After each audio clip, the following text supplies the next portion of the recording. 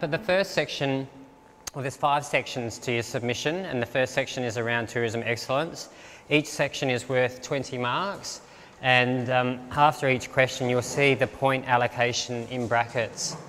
So the first question for tourism excellence is demonstrate your eligibility for the category and provide a brief overview on the nature and the history of your business. Now that's worth 6 points.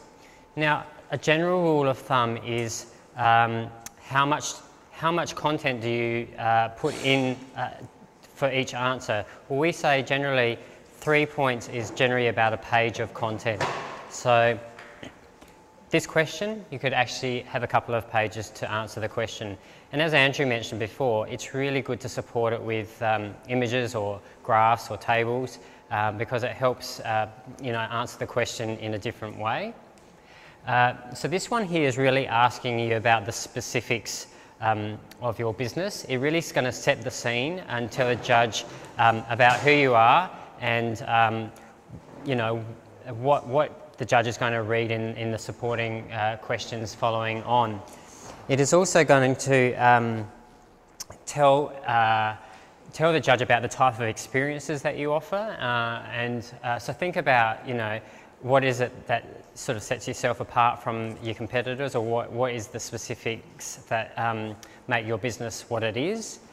It's really the nuts and bolts, and I guess it's really important to include a map because when it goes through to the nationals, if you're winning at a state level and go through the nationals, a judge from another state might not know where you are or have never heard of the Yarra Valley or your business. So it's great to support it with a map showing your location, particularly I guess proximity to Melbourne is helpful as well, and an image really, I guess, in this question really helps support the essence of who you are and the type of experience that one of your visitors would have.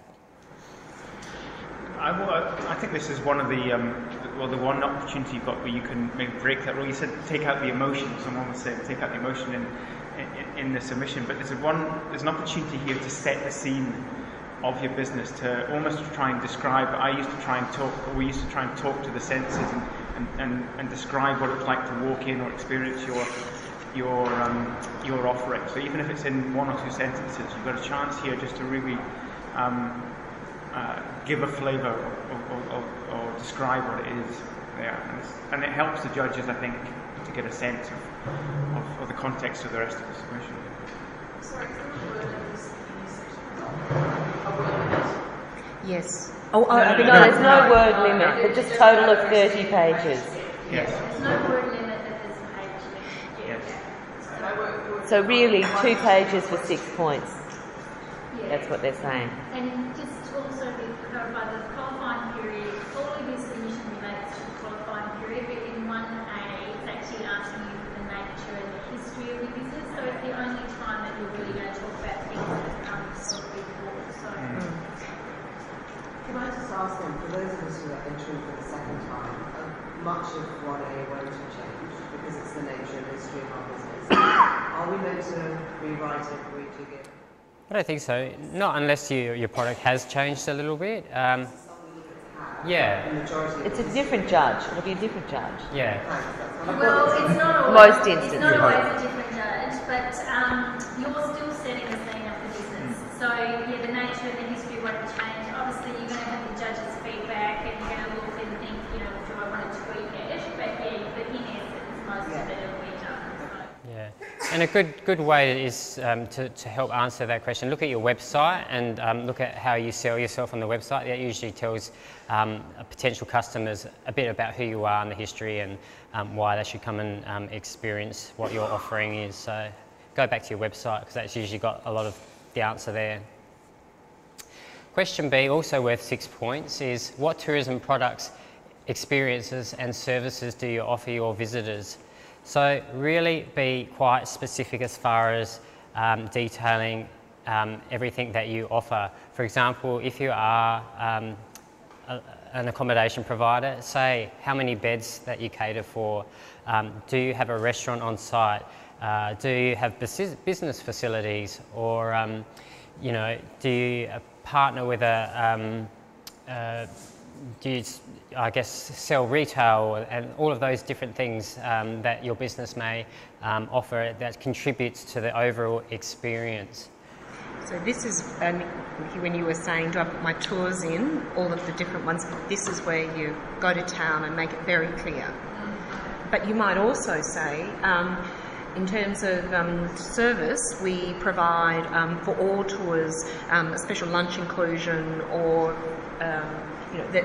there's things. Just make sure the whole portfolio is described. And this is changed from last year, but we used to be a services and facilities type of question, and then there was another one around tourism and experiences. So this now encompasses that. So it's more about the products and experiences and then the services rather than listing it as facilities. And would you gauge like 6.6 products? Would you be trying to get easy wins in that way, or that? No, I'd say 6 points, 2 pages. Yeah. I go back to just Mike's rule of thumb. Yeah. It doesn't matter if it's 1 product or 6 products. It doesn't matter. Can I ask a question? It's almost a bit cunning. We've got 2 months left for this financial year, May and June. Yep. And would it be noticeable if you didn't have some of these things and then all of a sudden you put them in May and June? No problem. It's not going to be due until end of August anyway. It's So. just that it happened to be on Yeah, the 29th of yes. June. You ticked off, so. Or you could say, I had to do a training course on the 29th of June. It was the quietest day. Something. Busy day for a lot of things. No problem. Also, most of the submission you show in needs to be measurable. A lot of stuff will be asking for outcomes. So you may have introduced a new product on the 29th of June, but you're actually not going to be able to show how An outcome. Yeah, there's a 30th of June and the sales exceeded, we exceeded 100% of our target. So yeah, just bearing in mind, the things that you are introducing needs to have some tracking or outcomes to that as well. So, yes, there's a lot you can still. Sneak away. So question C is describe your commitment to tourism excellence. So this is really asking you how you are valued as part of the tourism industry.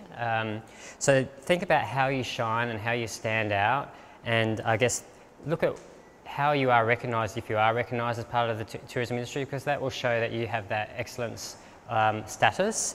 I guess consider your involvement as well, which is in part D, but I guess think about how you contribute to the tourism industry, and I guess are focused on providing tourism excellence. So the first one, excellence, is more about the business, where the involvement may have personal involvement as well. Yeah, I mean, tourism excellence can even relate back to accreditation. So if you have gone through an accreditation process or a rating scheme, that's showing that you aspire to an excellent standard of service. So think about that as well. I've also included here, there's a great website that's got some testimonials, video testimonials from operators like yourself, which is tourismexcellence.com.au. If you're struggling on this question, perhaps jump on board, or regardless, jump online and have a look at these videos, because a lot of what they're saying probably will, give you some hints and tips for your own business and submission. So Destination Melbourne also have videos as well, and VTIC actually have a YouTube channel which has a number of awards winners talking about the process of going through the award. And you can all go to our tourism workshop on the 7th of May, and which gives input into our strategic plan. There you go. That's involvement in the tourism industry. I just wanted to add for the tourism excellence site, which is produced by Tourism Victorian. When I do workshops, I often suggest people use that as a reference tool. There is actually, it is training modules on there. They are, I know they're putting more and more videos. There's case studies, but that is training. It's actually set up as a training tool. So if you worked your way through all of those modules on the tourism excellence site, that is also training that you can include. And the tourism e-kit. Tourism. As well, yeah. Yes. Tourism, Yep. ATDW, yeah. And they've got a workshop coming up, eSchool, that we've just started promoting. Yeah. Right. Question D, worth 4 points, so just over a page of content or around a page. And you'll find that some questions you'll want to say more than others. So it's just a rule of thumb if it's 3 points to do around about a page of content. But describe your involvement in the tourism industry. So think about how you are engaged. Are you engaged with other operators? Are you engaged with your local regional tourism board? Do you participate in cooperative marketing, or do you package your product up? Do you attend trade shows and expos? Just think about every way that you're contributing as a collective with other operators like yourself in the tourism industry. Could be as simple as we pop in every week to the Visitor Information Centre, or that's regarded as a good local involvement. Yeah, it could be even that you're a member on a certain association, or you participate in a major event as an operator to support the event in the local town, or you might even sponsor the event, or sponsor some sort of product that's occurring. Sorry, one other question. Is this more, would it be assessed or judged on quantity, or... I don't think so. I think it's... So that if you're a major event, is that worth more than... No. It's just showing that you acknowledge the tourism industry and you think it's an important element for you to be involved in, and how do you, as a collective to the state, help enhance the visitor experience for everyone? Yeah. There's a context to that. The judges Yeah. will know that you're a small business. Yeah. Probably wouldn't use the word copying, but I'll use something else to Collaborate. Collaborate or visit on a weekly basis or whatever. Active input. Yeah, and they're not going to see that the fact that you didn't go to Shanghai with, Austrade, and they're not going to mark you down. They're just going to say, well, you did what you endeavoured to do. The judges will look within context, the size of your business, and it's really a good opportunity for small businesses to stand out. Yeah, but remember who's in your company. Sorry, TFE. Rachel Argaman has all sorts of industry associations, and I'd just make sure you get all of those down because she's very active, and at different levels nationally, that highlights. Yeah, exactly. So all the different points: local, regional, national. Yeah. And you've got a few months just to even engage us for doing some product packaging, or cooperative opportunities in some way, or I don't know, with our new website. There's opportunities to showcase you, in some way, just in a little period of time. I mean, the fact that there's the Yarra Valley Business Events website, and that's a cooperative for the business events group. Just wanted to also go back to describe your commitment to tourism excellence. Well, participating in this awards program, or having participated in similar award programs, is also a contribution to your commitment to tourism excellence as well. So the section around business planning is also worth 20 points. Whilst the wording has changed, it's pretty much asking you the same as what was asked last year. And the first question is provide an overview of the key features of your business plan, including goals, strategies and outcomes. So this used to be worth 10 points. It's now been reduced down to 6. The best way to set out your answers to this question is probably in a table format, which is here on the left, but I've also given you a example in your handout, which I'll go through in a sec. But include your business vision here as well, because it sort of sets the scene about what you hope your business sets to achieve. So the best way is to set it out on the table and sort of cover off these points here on the left-hand side. And just remember, this is really high-level information. It's not the nitty-gritty of your business plan, it's really the high level, because what you'll find is that once you start writing answers to the other questions in your submission, that's when you'll get into the nitty-gritty of all of these sections listed on the left-hand side. And it's also important that the other sections relate to and link to the business plan. If the business plan talks about something that then is not mentioned later on, that will raise alarm bells, and vice versa, if that makes sense. So.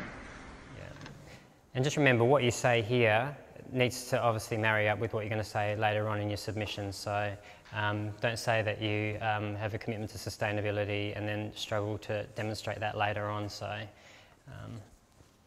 just bear that in mind. Question B is actually a new question. There's a couple of new questions this year around innovation, and this is the first one. Describe any innovations that have taken place during the qualifying period to improve your tourism business and demonstrate how these innovations enhance your tourism experiences and services. So this is actually one of those double or triple barrel type questions. Describe any innovations that have taken place during the qualifying period is the first part of the question. And the second is demonstrate how these innovations enhance your tourism experiences and services. So I guess just think about anything new that's happened over the last 12 months, whether it be that you've gone through a restructure or a rebrand, or you've decided to include a new element on your tour, or you've changed the facilities that are on offer, you've included some interpretation for non-English speaking background visitors. It's really thinking about what innovations have you put in place to, I guess, attract a larger target audience. And the second part is how these innovations enhance your tourism experiences. So obviously, if you have, put in some interpretation for, the Chinese market, obviously that's going to allow you to be able to attract an audience that you couldn't previously attract. Or, for example, you might have tapped into social media for the first time. So obviously, you're spreading the word about your business on a day-to-day basis and giving the opportunity to engage, which you could probably or may not have been able to do as well without the social media prior. Can I say, with new business, the questions are quite different in this section. Just to flag it, I mean, tourism has got a few differences, and yeah. festival events, I'm not sure So it's quite different as well. it's easier for you because it basically says explain the rationale behind introducing a new product, and so I think just don't be alarmed if you feel you can't talk about innovation when you've only just opened. Yeah. Just to tie in the site visit then, and you're going to control that meeting with the judge, would you then, if you're talking about social media and how you ramp it up in the last 12 months, would you then take them to a Twitter site or something? Yeah. Have the analytics reports sometimes, they're Yeah, you might have launched a new website. You might have already had a website, but you've relaunched it and rebranded, like we're doing with the tourism. Well, you might like to say, "Oh, this is our new website." We get so many more hits than we have done previously now. So, yeah. Or if you've gone through a rebrand, that's another innovation. A lot of businesses sometimes rebrand themselves, so you can say, "Well, this is our old branding. This is how we're branding ourselves now." So, have a couple of examples of your communication materials.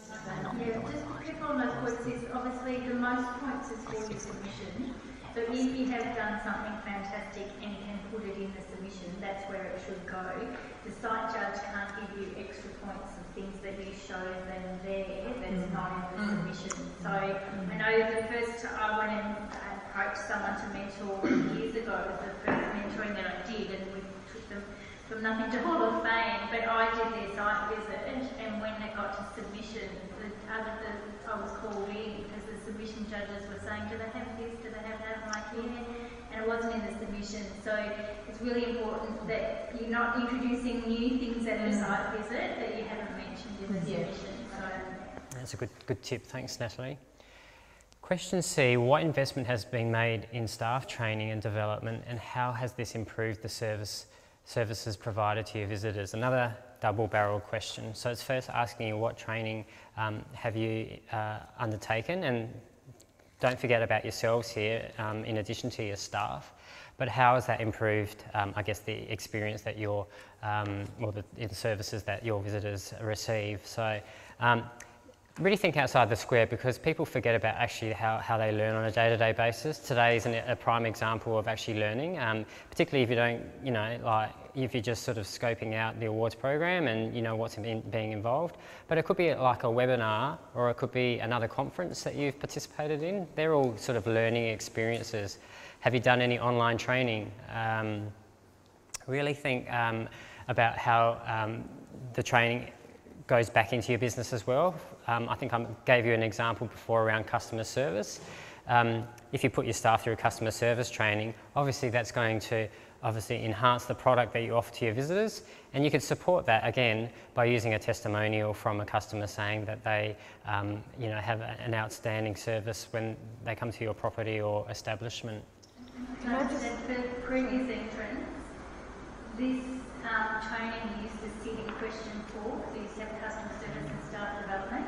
So this is very similar to what training did you do last year, and although it was in the tips, it was not in the question where it would ask you for outcomes, whereas this is actually saying how has this improved. So it's actually, I think, has improved the questions because it's now aligning your staff training with your business planning in a much stronger way. So just bear in mind, you would have done some of this last year at slightly different moving and now setting up the business planning, so you're aligning that a bit more into it. Can I just ask, sorry, so just saying on the training, that has to have happened in the qualifying period? Yes. So, that's hard. Got a couple of months to go. No, it's just that the training could have happened last May. Just outside. You could have done all this customer service training and you can't even reference it. Correct. Yes, It has it's the to be qualifying because period. they're looking under business excellence that training should occur Every year. So, yeah. Did you do an update from the course you did in May? I mean, or is there something where there was a review process? It's was a also substantial internal process. training. It's internal training as well. I was going to say, don't forget the day-to-day. A lot of training is done day-to-day with mentoring and so include all of that.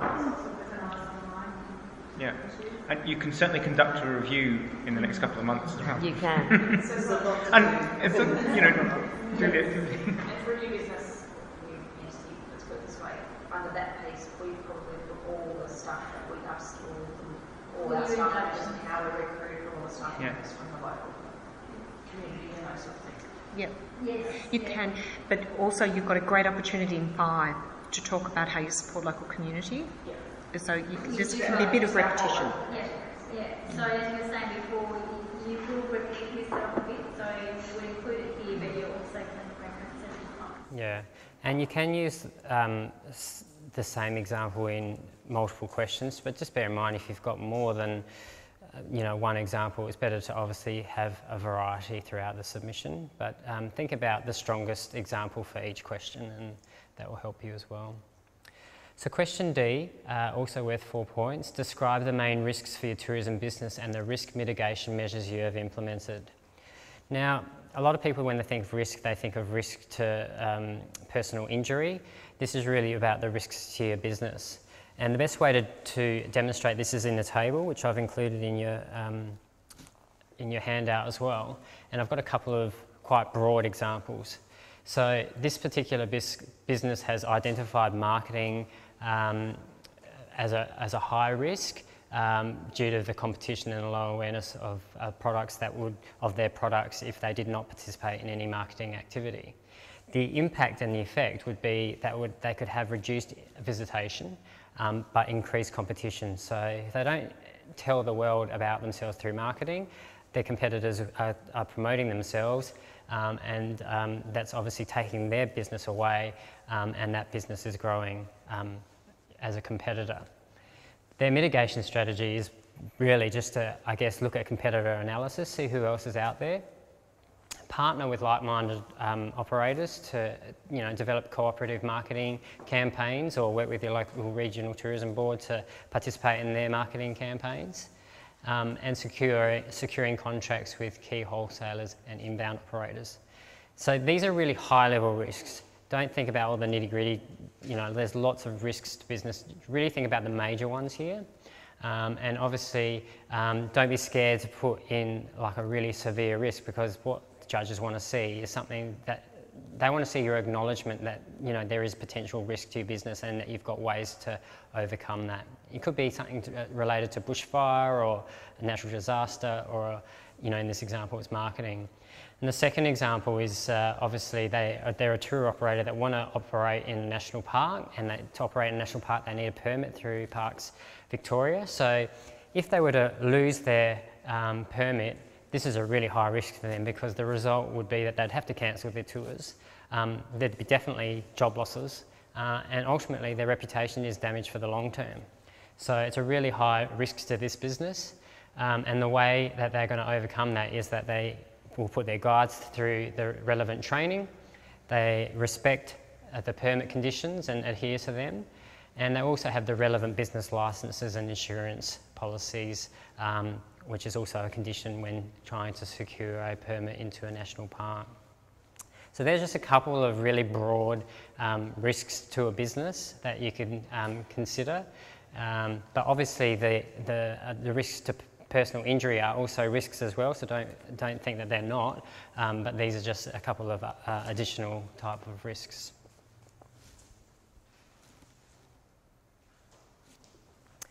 Section 3 is all around marketing, and the first question is pretty self-explanatory.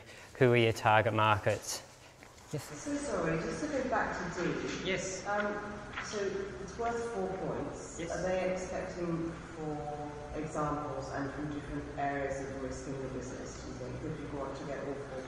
No, I think going back to what I said before, just think about how much you put in. So you'd probably be looking for around about a page of risks, but just really think of the ones that are really detrimental to your business. So think of the things that obviously are going to really be considered as an impact to your business by acknowledging them. If you didn't acknowledge them, like obviously working in a bushfire prone area, if you didn't sort of say that that was a huge risk to your business, it's, you know, like... The judges usually want to see that you've covered the broad range of risks. So in terms of like if you're a business that handles cash or people's credit card information, how do you protect that? So if you're in a high fire risk area, have you covered that? So the broad range of risks. But I know that this often gets queried because often the judges will say you've missed this one or you've missed an area, and the wording you noticed last workshop has changed slightly, that it now says main risks. So you're not going to list everything, but if you look at the different areas of your business, like if you look at your business plan, have you identified those areas and some examples of risk and your mitigation out of that? So, and it's mainly only the high and medium that you would reference if it's low risk, or if it is something in your industry that's usually a risk, but to you it's low, then you would put it in because you would say your mitigation strategy has meant there's been no occurrences or something like that. An example could be that your region is actually welcoming an influx of Chinese visitors, and you're not actually helping the Chinese visitors with, communication that's been translated into Mandarin. So, whereas your competitor is, and that's really detrimental for you to actually tap into that market. So that would probably, could be a medium to high risk there.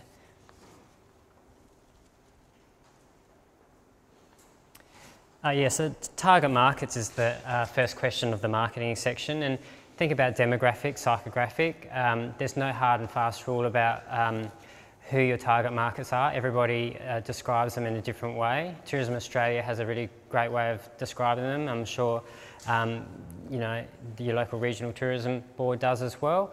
But think about who it is that you are welcoming on a day-to-day basis.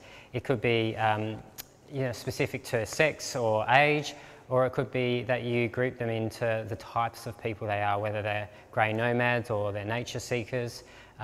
You can describe these target markets the best way that you feel represents who you welcome on a day-to-day basis.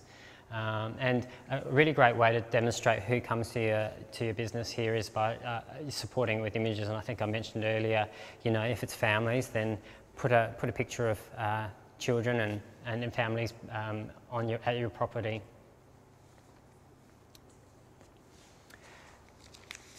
Question B is, how do you know your product service meets the needs of your target markets? This question is really looking for the customer research that you have in place, I guess, or how do you value the feedback that you get from your customer base. So is it that you have undertaken customer satisfaction surveys, or is it that you have a guest book in your rooms if you're operating an accommodation outlet, Or do you monitor your social media for the types of things that people are saying about you on your own social media or other blogs, things like TripAdvisor and so forth. So you can look at the ratings and where you rank on sites like TripAdvisor and similar websites. But yeah, it's really looking about how you research that your product is meeting the needs of who you're welcoming on a day-to-day basis. It could be that you make that special effort every time that someone leaves and ask them how was it today. So it's that verbal face-to-face questioning. So don't feel that if you don't have a survey in place, you're actually serving them face-to-face on a day-to-day basis. I was just as well for previous entrants, this is a big change of question. So what was A used to combine what is now A and B. So it used to say who are they and how did you identify them. This now A just says who, and then B is how do you know it meets their needs. Is that how did you identify them and make sure that your product meets their needs. So we're taking what was one question into two parts, two sub-questions. Feel free to use one another, because often tour operators visit destinations and attractions, and you could have a tour operator validate or provide a testimonial about the customers that are wanting to go to your place, or some sort of within the region acknowledgement. I mean, it just depends on what sort of relationships you have, but that's a possible opportunity for a testimonial to back up the point. Yeah, and also if you're saying that your target market is a local market or the Melbourne market, maybe you collect postcodes, or if you're trying to tap into the international market, then you're collecting you know, where people are coming from, and that sort of shows that you are providing services for that specific group of people.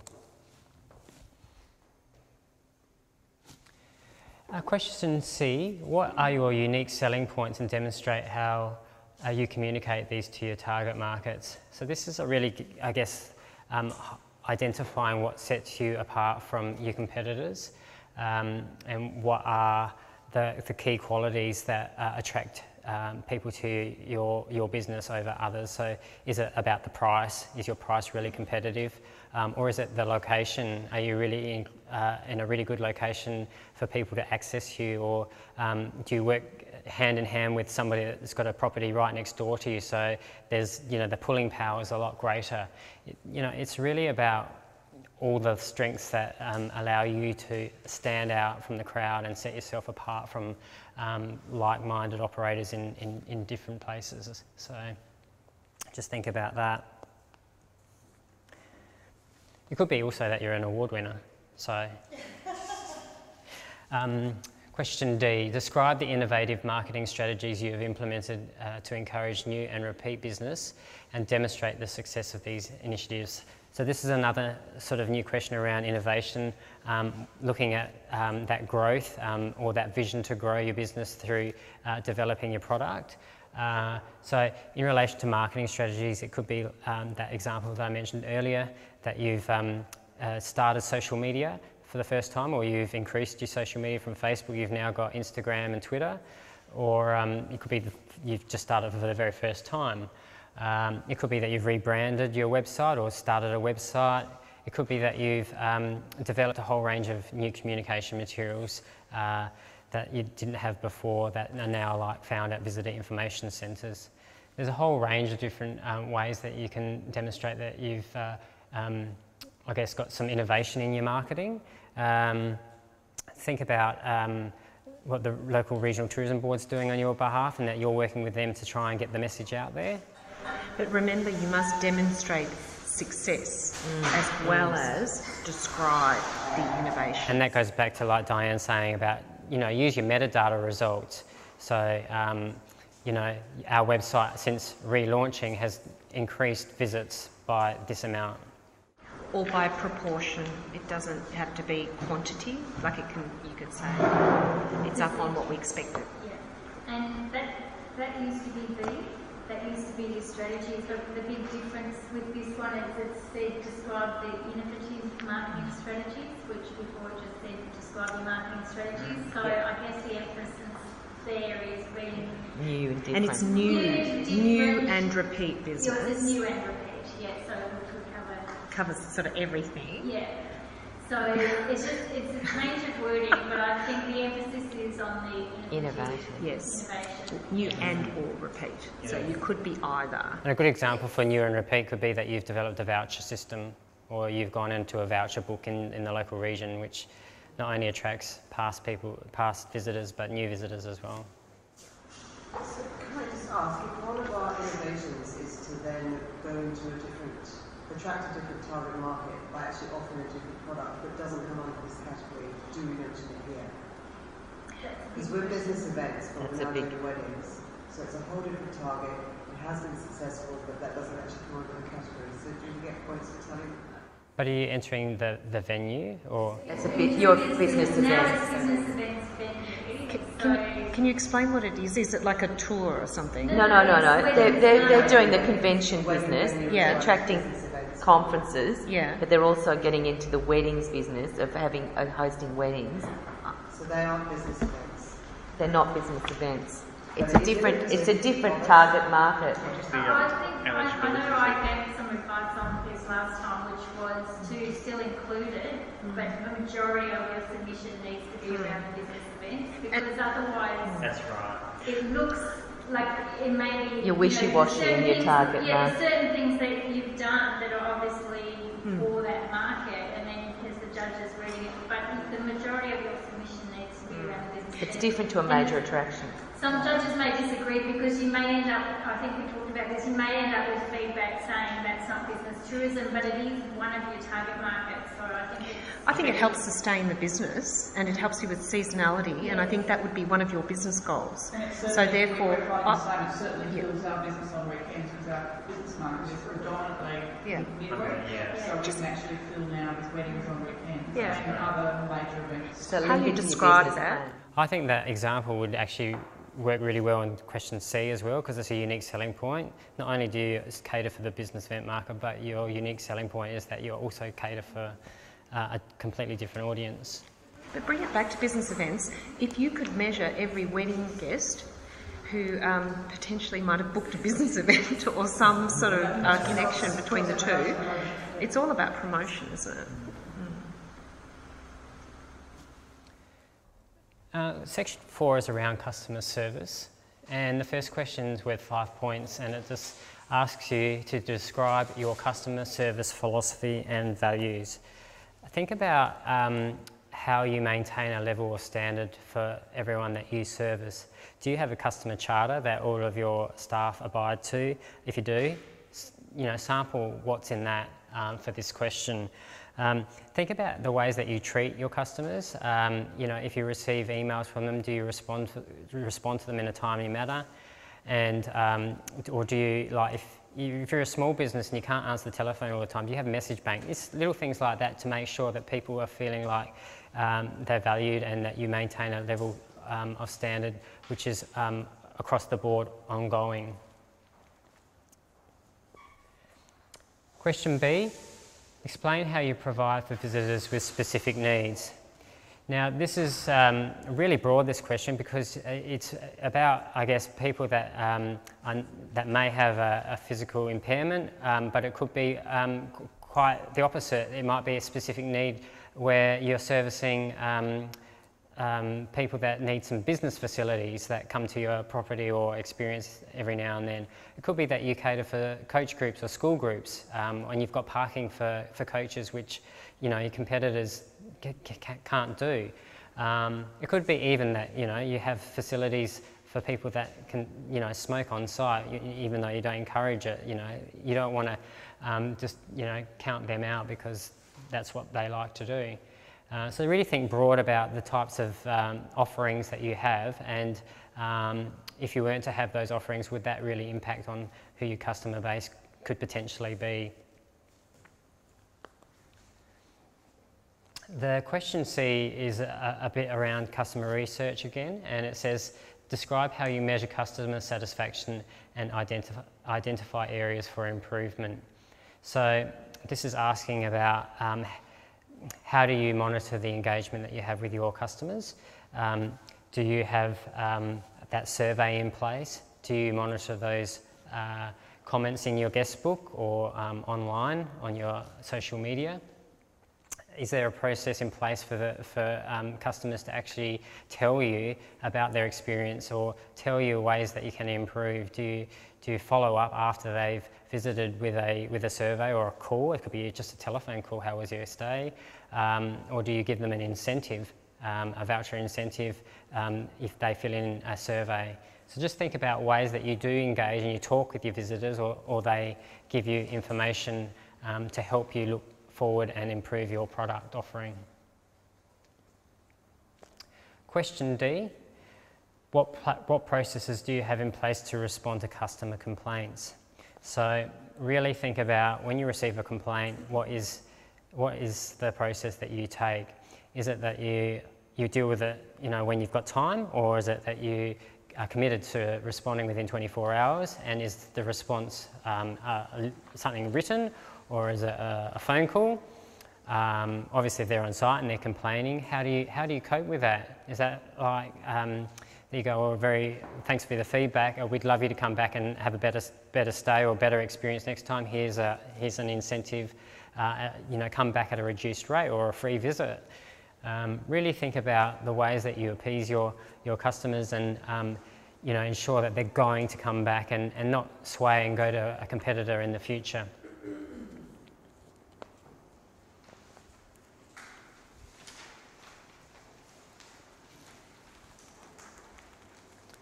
The last section is called sustainability. Last year it was called responsible tourism.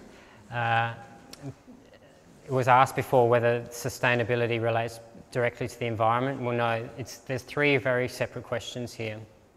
And the first one is demonstrate how your business contributes to the local economy.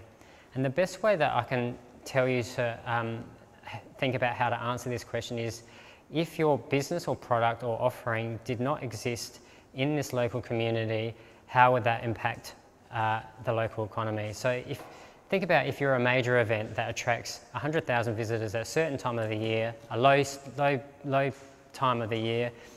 If you were to take that out, how will that affect everybody else? Well, it would affect them a lot because accommodation would be empty. There wouldn't be as many people being employed in the local restaurants to cope with the amount of people visiting. It's that flow-on effect from what your offering is that everyone else reaps the rewards of.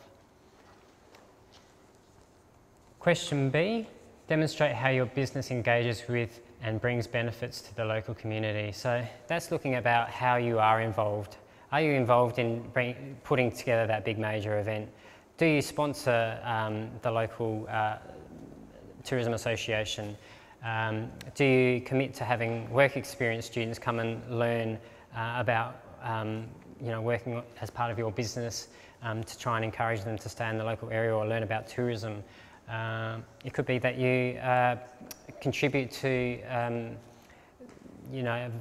volunteering your time and services at the visitor centre, or upgrading trails, or working for the local SES, or it could be that you are part of a local association.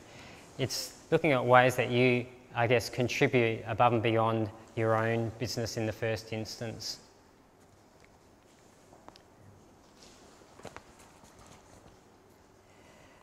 The last one, in question B, also think about the products that you use. Do you have a commitment to actually purchasing products from, a 100-kilometre radius or local? That's another good example.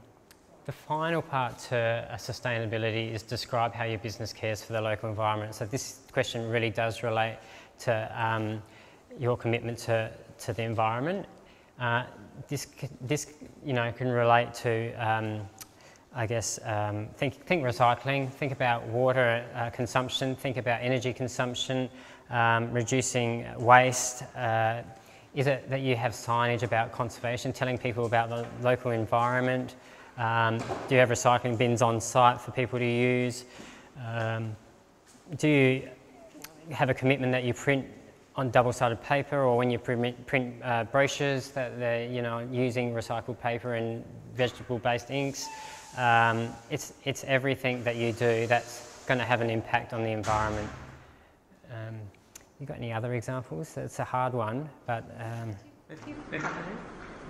And there was a part in the question, correct me if I'm wrong, that asked about how you encourage your customers and your community to think sustainably as well. That's gone. But in some ways, it occurs to me that how your business cares for the local environment. If you certainly, you could it doesn't. That's still relevant to me. So you could include that side of it as well. So how do you spread the message? Last year it was quite different. It changed. This is very similar to how it was the year before. Right. And then it was changed again last year. So last year they actually made it quite specific where it said tell us how you save on water, waste and energy, things like that. However, you'll see in the tips this year that it still gives you that as suggestions to use in the tips. So although the wording is different, they've actually took it from being broad to very specific, and then they've brought it back to being broader questions. But the things that you put in under it last year will still fit in under this heading. So some of it is quite specific and things it's good to have those measures in, but it also can be how you encourage guests to be sustainable during their stay with you, which was one of the questions, and how you promote sustainability outside of your business within the community as well. So another way to try and, I mean, everybody probably have got a lot of practices in place around caring for the local environment, but if you're struggling with examples, get on the web and look at maybe some of the entrants that have gone into the sustainability category. Go to their website and see if there's things that they do that you actually do yourself, or even look into state and some of the winners or people that have participated in that category into state, because you're probably doing a lot, but it's just hard to remember that is actually a tactic to actually care for the environment. So, I mean, there's a lot of websites out there that will give you those hints and tips. So just do that research and you'll probably find that you've probably got 10 or 15 examples that you're already doing on a day-to-day basis. And that's the last question. Hopefully it doesn't seem too daunting for you. Just remember, go back and have a look at the category that you wish to enter, because you'll find that some of the questions may differ very slightly, but the basis of these questions are really how they are this year across most categories. Before I finish today, I'd like to leave you with a couple of tips. They go hand in hand. Don't assume everyone knows who or where you are. You want to make sure your submission wins at a national level, so why not craft it that way? So I guess think about a judge from interstate reading your submission at the nationals. They don't know who you are or where you are, and you want to put the hard yards in it to win at a state level. Why not just have that vision that you're actually entering the national awards from the word go, and that'll just give you that greater edge to produce a better submission. Thank you for your time, good luck, and feel free to contact me or your support networks, and hope to see you on November 16 taking home some trophies.